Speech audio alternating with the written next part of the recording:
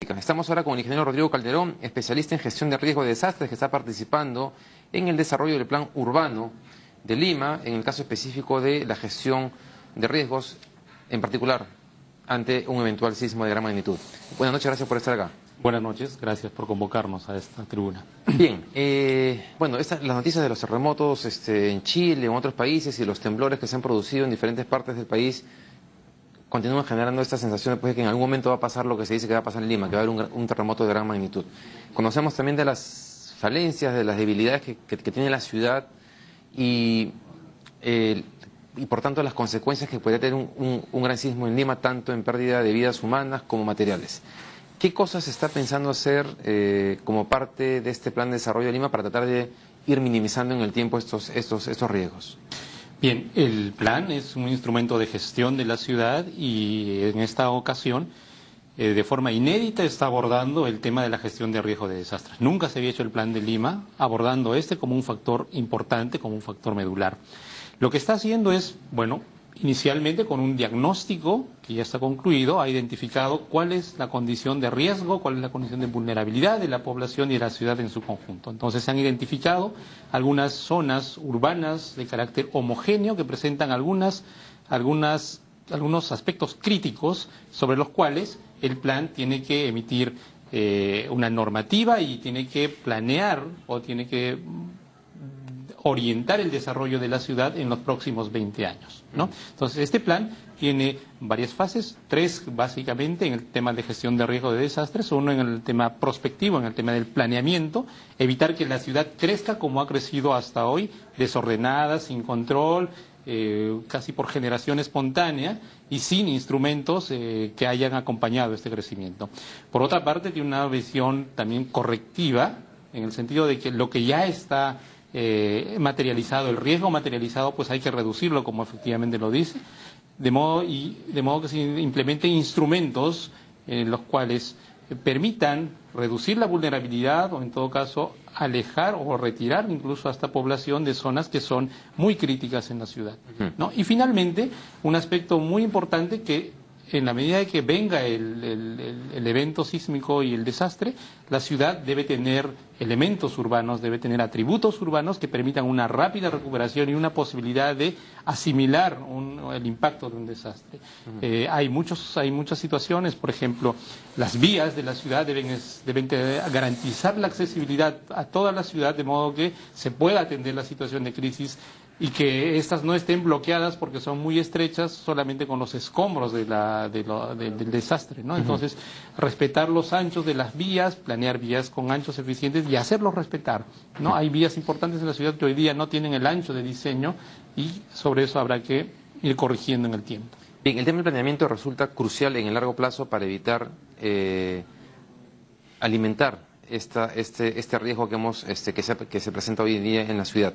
Pero en términos de la parte correctiva, ¿cuáles son estas zonas críticas que se han ubicado en Lima donde hay que intervenir, de manera más rápida?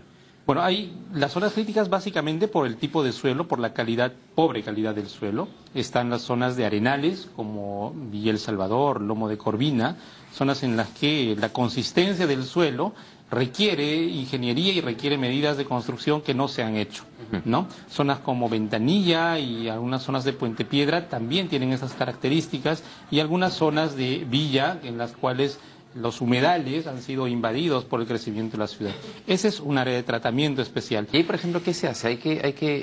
¿Es posible básicamente con ingeniería reforzar la estructura ya construida o hay que a veces volver a hacer todo? Es un tema de largo aliento y efectivamente se puede hacer reforzamiento en las edificaciones que valga la pena hacer reforzamiento. Un factor importante y una característica de la ciudad es que las edificaciones también han sido construidas por el empeño, por la iniciativa y la necesidad de las personas, pero no han tenido el seguimiento y el criterio técnico para la construcción y entonces muchas de estas también tienen un factor propio de vulnerabilidad asociado a la construcción y que no podría ser reforzada, ¿no? En todo caso, hay estudios que se están desarrollando por entidades técnico-científicas que todavía son aislados, pero que poco a poco van sumando y van identificando algunas zonas y algunos tipos de edificación que podrían ser materia de reforzamiento. Aquellos que no pueden ser reforzados, pues habrá que probablemente con incentivos, con alguna política de parte del gobierno y del Estado, reducirlos nuevamente a terreno para volver a edificar una construcción que pueda albergar no solo una familia, probablemente más familias, pero en condiciones seguras. Todo esto es parte pues, de las propuestas del plan. Ahora, además de estas zonas con terrenos no propicios o, digamos, con mucho riesgo para la construcción, ¿qué otras zonas críticas de Lima han sido identificadas por otras variables? Por ejemplo, los cerros, donde hay mucha aglomeración de casas muy precarias. Bueno, en realidad el tema de los cerros es un tema de pendientes, ¿no? De las laderas, de la ocupación indiscriminada de las laderas, en las cuales la gravedad y bueno, la sostenibilidad del suelo, del talud, del cerro propiamente, ya está en condición crítica. Añadirle a eso edificaciones, y en casos edificaciones con material pesado, pone una situación adicional de criticidad, ¿no? en la ciudad. Y casi toda la periferia, todo el borde de la ciudad tiene esas condiciones. Ahí hay programas, ahí pues, no se deben diseñar e implementar programas para, en los casos más críticos, probablemente reubicar a las personas que viven ahí en nuevas edificaciones, en nuevos programas de vivienda que tengan condiciones mejores, y darle un uso alternativo al terreno, porque no tiene sentido retirar a las personas o imponer la restricción por restricción si no se da un uso alternativo que nos garantice que estos terrenos no vuelvan a ser ocupados y no vuelvan a exponer a las personas a esta condición de riesgo. Ahora, esto implica, como usted señalaba hace un momento, que el municipio de Lima, con el gobierno central, genere algún mecanismo de incentivo para trasladar a estas personas a viviendas a otro lugar, pero esas personas suelen ser personas que no tienen ingresos suficientes para acceder a un crédito. Entonces, habría que financiar casi el 100% del traslado de esas familias a otras zonas. Bueno, es tarea del Estado proteger a sus ciudadanos. Entonces, partimos de ese principio, ¿no? Si hay que hacer subvenciones, habrá que ver la rentabilidad social, solucionar dos problemas de una vez, ¿no? El problema de la vivienda. Carecemos de vivienda en condiciones ideales, adecuadas en la ciudad, y también tenemos población en condiciones de riesgo. Probablemente haya que pensar y desarrollar mucho, pero es una alternativa que en algunas partes, en algunas ciudades ya ha empezado, del mundo, ya ha empezado a brindar algunos ejemplos de que se puede gestionar.